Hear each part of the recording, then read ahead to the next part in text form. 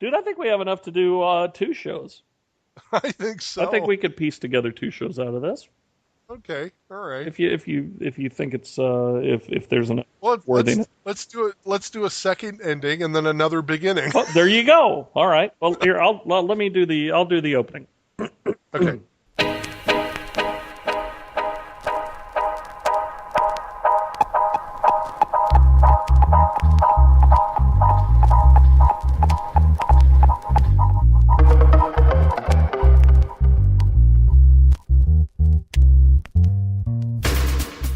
Hey, everybody, and welcome to yet another intriguing, exciting, scintillating. I already said exciting. Scintillating. Scintillating. Watch out. My scintillator is set on kill. We put the sin in scintillating. Indeed. Indeed, we do. An episode of It Came from Living Horror of Zombie Beach, or we just shortened it because it's easier to zombiebeach.zom.com. My name is Dan, and as always, I'm here with my good friend Jerry, who likes fish. Indeed. Indeed. How you doing, Dan? I'm good, Jerry. Hey, I want to pick up on a thread that we were talking about on the last episode that we recorded 15 minutes ago. About Stephen King, is his fame is so huge, it's like a city that makes its own weather. He could write a short story and it will make a publication sell. Yeah, true. Whereas otherwise, it's usually a publication is trying to sell the fact that they're full of short stories. Right, that's very true. But he's got this. It's kind of like a black hole of popularity. Now, and I don't mean that, Stephen, in a negative way. I mean no. He's achieved critical mass. Yeah. To the point where just fame just comes to him like gravity sucking suns in. Yes. And it's the very few authors ever get that. I mean, Stephen King, J.K. Rowling. I can't even think of any others. Well, the new chick that's doing Twilight. Yeah. She's getting that type of accolade as well. I mean, her books are selling like freaking vampire hotcakes, and she is throwing them out there and making movies. And she was just a stay-at-home mom who was writing in between while her kids was going to school. So God bless her, but you're absolutely right. I know, more power to her. I mean, I have a lot of writer friends who just think she's the Antichrist, but anybody who can make it, anybody who write and make it, and I don't care what people think about their stuff, more power to them. Absolutely. You know what? It's like in the motorcycle industry, everybody bags on the Tuttles from American Chopper because their bikes just really aren't that good. But you know what? They were a halfway decent motorcycle shop, and they were in the right place at the right time, and they made their millions, and they're still on there, and they're still shooting shows. And God bless them. You know what? If they're a sellout, I would like to be a sellout. I would love to be a sellout. I would love to. You made a pilot, didn't you? Yeah, I did make a pilot, actually, and I have the copies here. I should. Did I ever send you a copy? No. No, you should send it. We should YouTube them, and we'll feature them on the site. I think that's a good idea. I should put the 15-minute trailer out there on YouTube. Yeah, that would be fun. See if we get any type of response. It's an okay show. It just we were too late to the table. It was like Extreme Home Makeover meets American Chopper. So if I brought in my old cruddy-duddy motorcycle, you guys would turn it into Mr. Super Motorcycle. We could, yeah. Is that kind of the premise? Well, the premise is... it's like Pimp My Motorcycle? It is like Pimp My Motorcycle, except it's more like, what was that other show? Where they actually like set the guy up and say that his car got stolen or something, and... No. Yeah, it's really very funny. It's I can't remember what the name of it was. I didn't actually watch that one. Oh yeah, but it's still on. It. But they tricked the guy into thinking his car got jacked, and they take it in, and like in 5 days or 7 days they They turn it from just this horrible beater of a car into this amazing double throwdown street rod type thing. So, yeah, that's what we did. We did the same kind of deal. And So you stole someone's motorcycle? well, we worked it out with the wife, and we came up with this.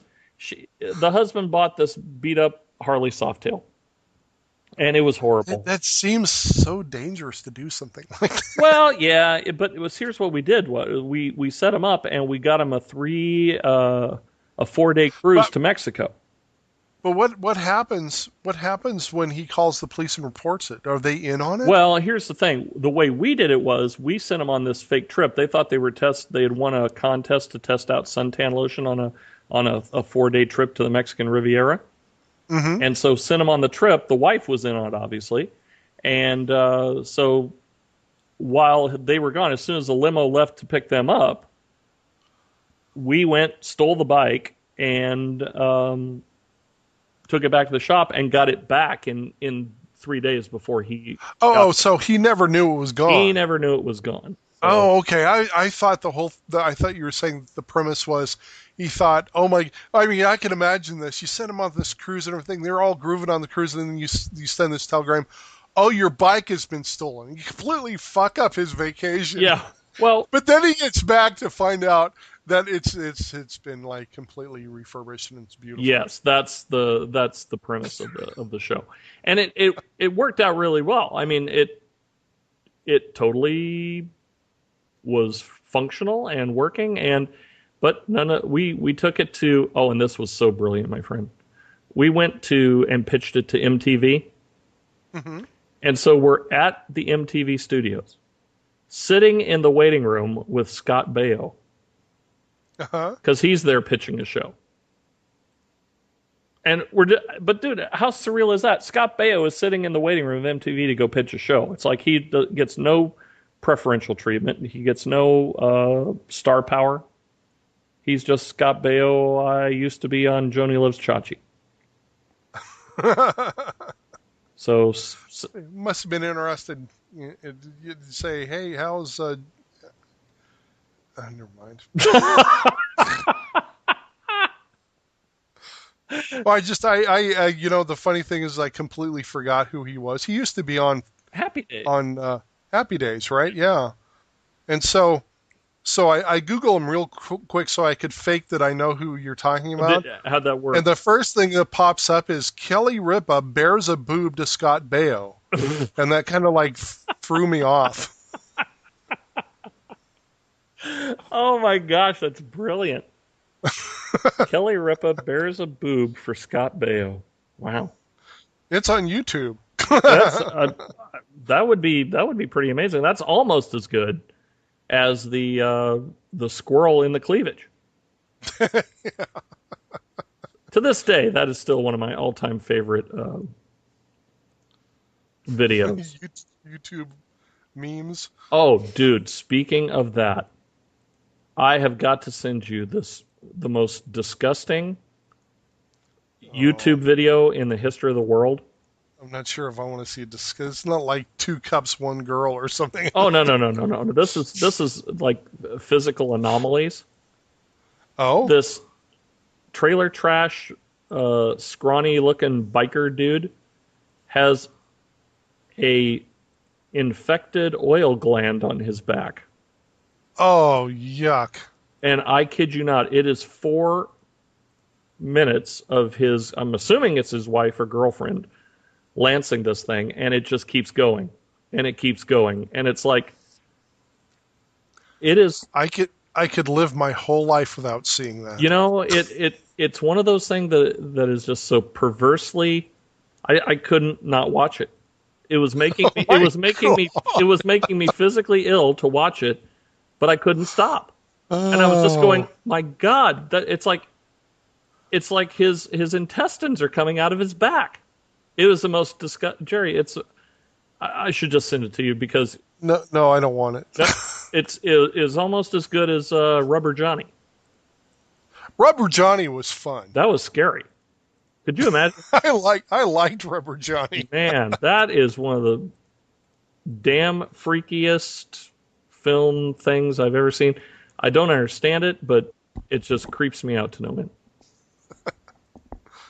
end.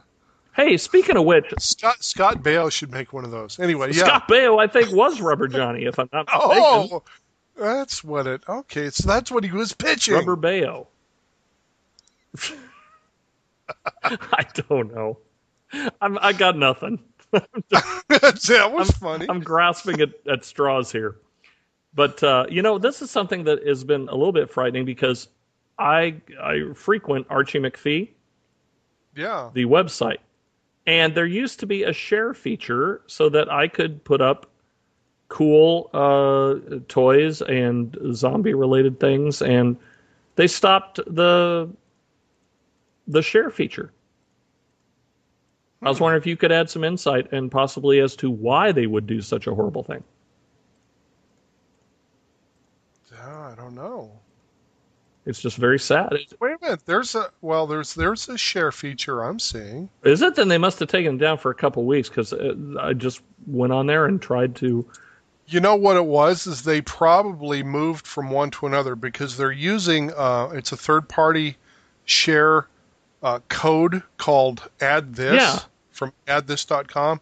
It was probably something else before that. Oh. And they're switching out because I'm actually doing the same thing to one of the websites that I run in my real life. Yes. Well, my daytime life. Oh, gotcha. So that not like this. No, not like one of our websites, but my daytime job. Legitimate websites. Which just sounds bad to say, but I don't. The ones that pay me actual real money. Right. So. Yeah, not the Kiev hooker site. No, not iPretty. Not iPretty.com. Oh. I wonder if someone's got that. I don't know. Okay, check. Oh, good Lord. Make sure your filters are on. Oh, someone's sitting on it. Those damn domain squatters. Squatters. Damn them to heck. iPretty.com. No, damn them. Damn them to hell. Damn it. Drag me to hell. That was the Sam Raimi film. Yes, I saw that. Was it good? It was predictable, and it was cheesy, and it was kind of a fun ride, but yeah, am I so glad I didn't see it in the theater? Absolutely. Raimi, what's up with that? That's his true love. It's like I think he loves doing budget films. Why no? But I mean, he's been so original. Yeah, it was just. I mean, long story short, a gypsy curse, and trying to get rid of it. Kind of along the lines of Thinner, but not as. It's tired. Here's a good thing to talk about, and there's actually it came up. It sparked in my brain quite a while ago, and it didn't make it out because we were going down several different blind alleys. Horror, and this is something I just realized, horror is actually very much akin to fantasy. Yes.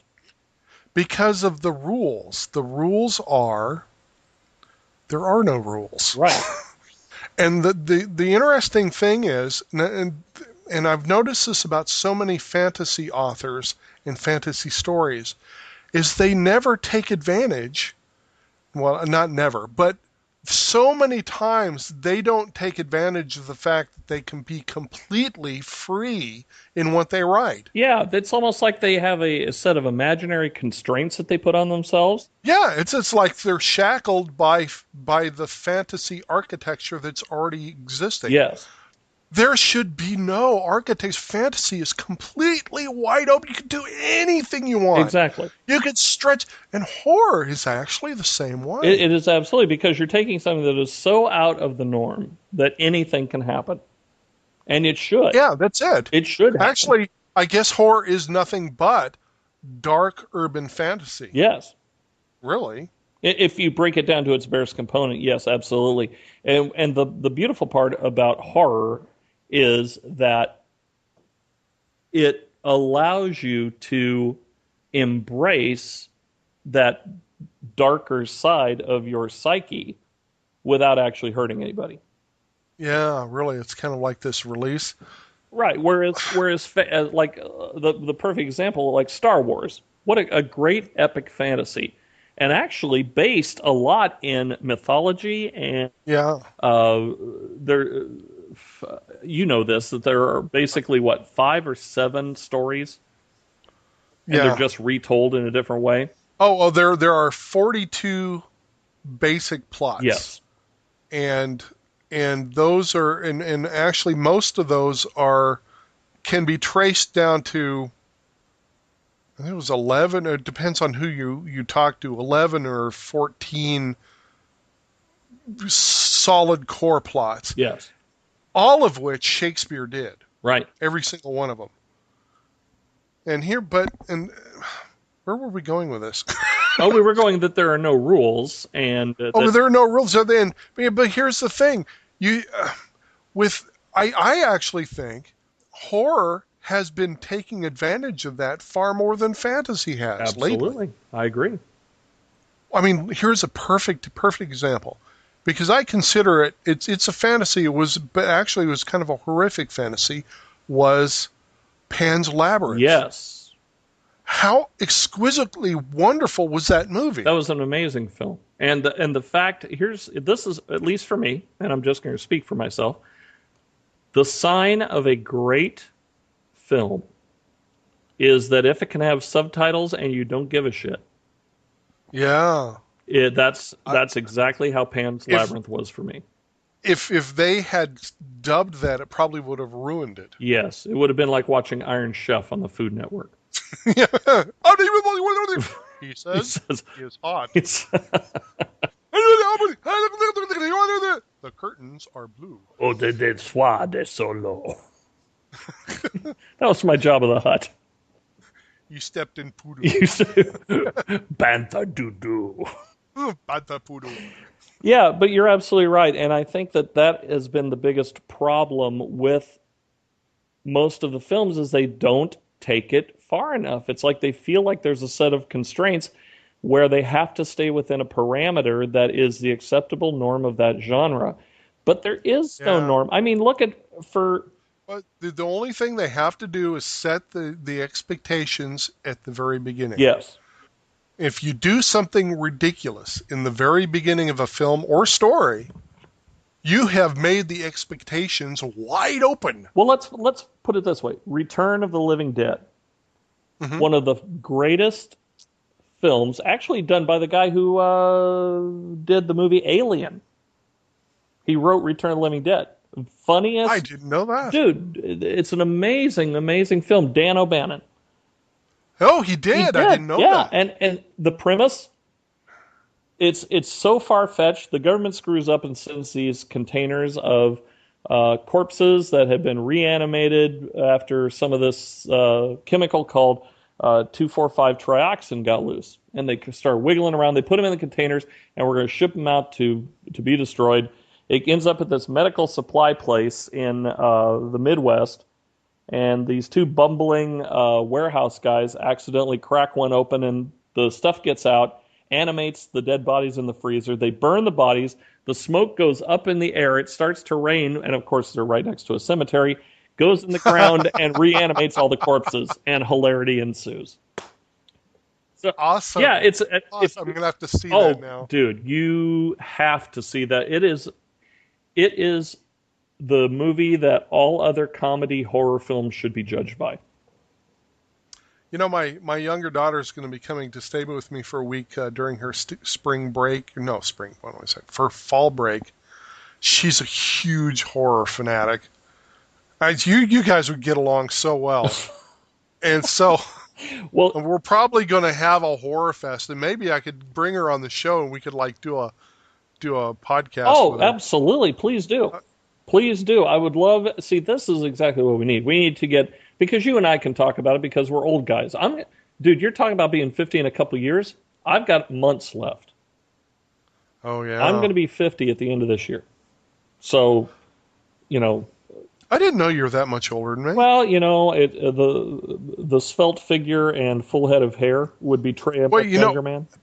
actually, the funny thing is I think I assumed you were younger because just about everybody I was hanging out with was younger than me. Yeah, you know what? And I do the same thing. It's like I don't know whether I'm just trying to recapture my youth, or I have delusions of fantasy, or that if I just hang around young people, I'll get younger. I don't know.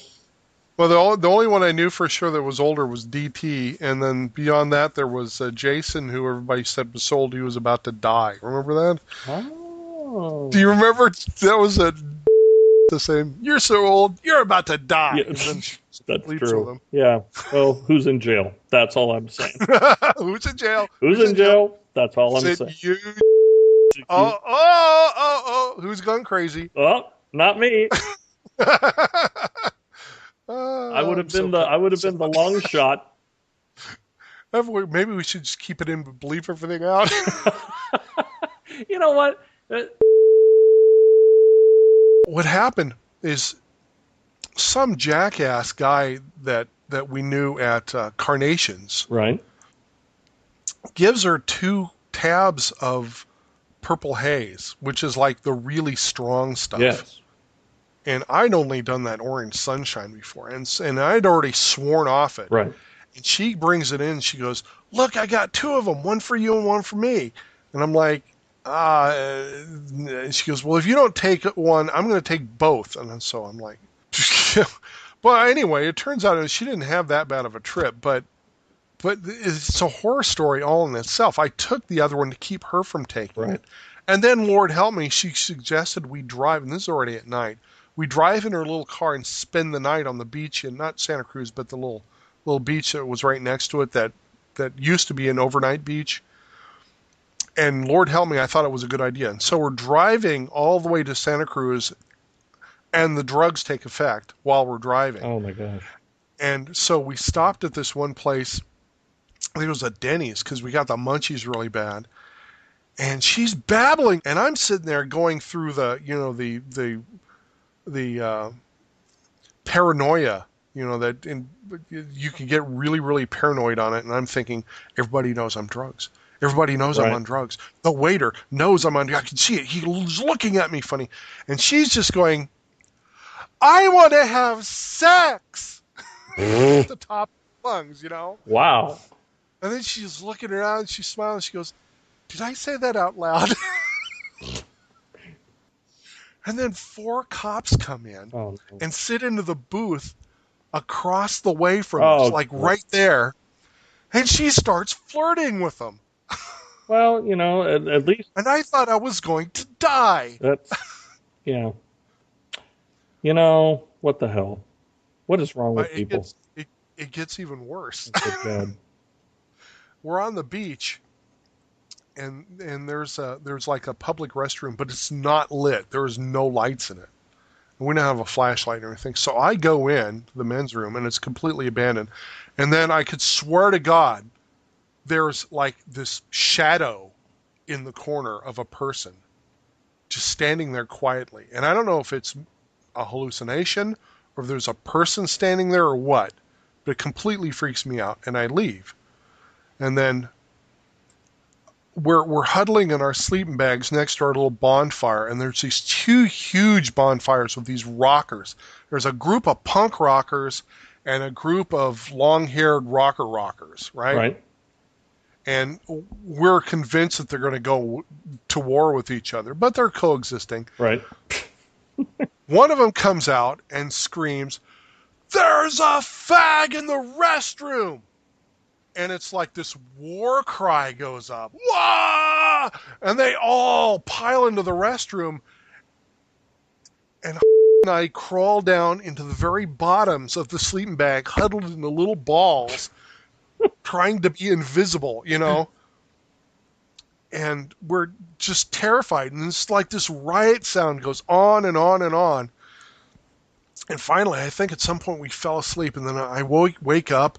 And I had this incredible thing where I'm looking at the stars, and they look incredibly 3D, and it's like some of them are like 3 inches in front of my face, and some.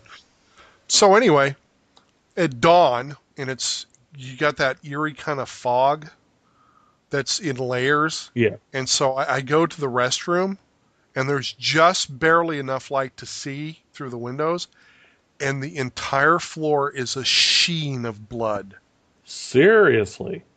I don't know if it's hallucination or not, but that's what I Wow. saw, and I was just complete. I went outside and I peed outside, and I'm like, we have to go. We have to go. I was sure there was a dead body in there, and if we didn't leave, we would get blamed for it or something. So we got Yeah. You don't need Jerry Darko is what I'm. so, Good Lord, dude, uh, that's like just wrong. That's yeah, anytime you have a road trip like that and there's like blood involved, not such a good thing. it was like the floor had been painted with it. It was Wow. Now insane. see, there you go. What you just described. Perfect premise for a horror film. Yeah, Like because there could have been some evil creature in the toilet that came out and devoured yeah, all of these rockers. yeah. Really, one by one, And the whole. it could have been called You It Came from the Living Horror of Rocker Beach. maybe it wasn't even a restroom. It was a portal to hell. No, it was this alien life form, kind of like a Venus flytrap, but it looked like a restroom on purpose. Oh, that was its disguise.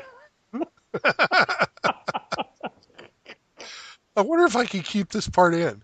I would absolutely just bleep out her name. Names.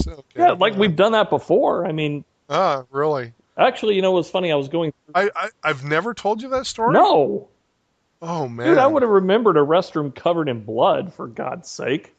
Well, I tell you what, I never did that again. Kids, don't do drugs. No, And kids, don't do no, hallucinogenics. you don't need that in your life. Life is too fucked up as it is. Well, that is true. I will give you that. I mean, life could be pretty darn wonderful, Yes. but it's all attitude. You know, when they say attitude is everything, Yeah. it really is. Well, Uh, honestly, you are absolutely correct. Attitude and longitude is pretty much yeah. is pretty much everything. Well, let me find that on my Google map Whoa! here. What the hell? A bell went off. Oh, that's Angel It's got its wings. wings. Yeah. Uh, It's a wonderful show. yeah. I wonder what would happen if I'd never been born. Ding! Well, here, let's find out. Oh my God, there's no iPhones. Ah! But there will always be iPretty. iPretty.com. What you need when you need it. Exactly. That's what it says. You may you may not always get what you want, Pop-ups blocked 1. but you'll find sometimes you'll probably get an STD. Did you just make I that just up? made that up. That's great. You could Say it again. Say it again. I can't. You'll have to rewind You it can, and say I think it was you can't can't always always get what you want, but you find sometime or you I just you just might find you get an you, STD. you might find get an STD. So kids don't have sex with Siberian prostitutes. or rubber chickens. Or well, that too, unless you're wearing it. Wow, boy, if you have sex with a rubber chicken, do you need to wear a rubber? I guess it would be a rubber. Oh my God, condoms shaped like rubber chickens. Talking about horror movies. Dude, that is a whole nother market. I am telling you right. Do you know how much money we would make if we had rubber chicken shaped condoms? And at the very tip, it had like a little squeaker in it that made chicken noises. Oh God. It brings a whole new meaning to the term choking your chicken. Oh. Now there you go. There's the title of it. Chicken shaped condoms. We have the coffeecrack.com. Well, Peck okay. your pecker. Oh, we should wind this down. We probably should. That chime I got was my page for my girlfriend. Oh. It's Well, Jerry, I think that probably wraps up another exciting and scintillating episode of Zombie Beach. I've been scintillated again. Yes. You, Earthling, you've been scintillated. That sounded like Nelson C. Riley. What is up with that? I'm going to shoot you with my P-47 scintillator. Scintillator. You've obstructed my view of Venus for the last time. So now I will obstruct your anus. You fucking earthling. Brought to you by iPretty.com. iPretty.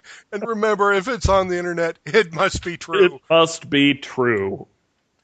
Wow, there you go. That was good. Well, anyway, give us a call, 972-535-5833. And if you don't call, really, I mean it this time, we're just shutting it down. Yeah, he's going to take his number and go home. So please, one of you, any of you. I'm going to forward it to the White House. Please. Hello, or the Church of Satan. You know, right? The Church of Satan, exactly. One or the other, you'll never know. Yeah, you'll never know. Well, and pretty much interchangeable. Wait, that kind of sounded bad. I don't think. Hey, we're going to get in trouble now. Yeah, no, I don't think the White House is the same as the Church of Satan. No, absolutely not. Used to be, but not anymore. Even though they have a lot of the same congregants, they're totally different. Yeah, really. You know, I always had this idea, and I know I'm dragging our ending on again. That's okay. But I always wanted to write this story. I never got around to it, so I'm just going to throw this out. Anybody who wants to do it. I had this concept called political Satanism. And it was like this church, this satanic church for politicians, specifically for politicians because it was a necessary evil. Oh, I like that. And so if you wanted to be a politician, you had to join this Satanist church because it was a necessary evil, because politicians are evil and politics is evil. And you know, it was a much better idea when it was only in my head. Yes, but it's got. But now that I've let it out, it's kind of dumb. No, absolutely not, absolutely not. I think it's like, you know what? It's one of those things where Stephen King, if you want to use it, you'd be my guest. Yes, I think it's got some legs to it, and I'm sure that there is some aspiring writer listening to our podcast right now. Sam Raimi. If you want to use it for a movie, be my guest, but you have to have Bruce Campbell in the movie. Yes, Bruce Campbell has to play the president. Yes. John F. Kennedy. .com. Who could he play? He would be a good Clinton. Oh, he'd be totally a good Clinton. Or either that, or he would be Bruce, you got to do Clinton. I want to see Bruce Campbell do Clinton. That would be awesome. He did Elvis. No, he could do Nixon. Oh, I guess he could do Nixon. He could be Nixon very easily. What? Now, if you wanted him to be... he's too much of a beefcake for Nixon. Okay, Grover... Nixon was kind of a scrawny guy. Yeah. I don't know. Bruce Campbell, we would love to hear from you. Please come on our show. We said it last week, and we'll say it again. Please come on our show. We love you, man. And we won't call you Ash. No, and we love your soup. What? Campbell soup. Oh, isn't he part of the Campbell soup legacy? Completely got me. Yeah, I was sitting there going, dude, how could you miss that one? That one was like a freaking cannonball going through Woodstock. It went right over my head. It kind of grazed me as it went by. No, I was just gonna say I loved his books. Did you ever read his books? Never read his books. His books are awesome. Yeah. So you can see we're really starting the Bruce Campbell fan club right Yeah, here. really. We're going to change .zom.com to welovebruce.com. Yeah, to .bruce. Yeah. We love you, man. We're totally heterosexual man love you. Well, we're starting a bromance. Right here on the air. We have man crushes on you, dude. Yes. Well, Bruce, we love you a long time. Yeah, he's like, oh, I'm creeped out. Bye. Yeah, he's going pretty much never going on that show. Yeah. In fact, let me go on this show, www.restrainingorder.com. There you go. And that's all we have for Zombie Beach, ladies and gentlemen. Drive Bye. your pets and please watch more horror films. Yes. They're scary. iScary.com. I'm so scary. Go there and it's a picture of Michael Jackson.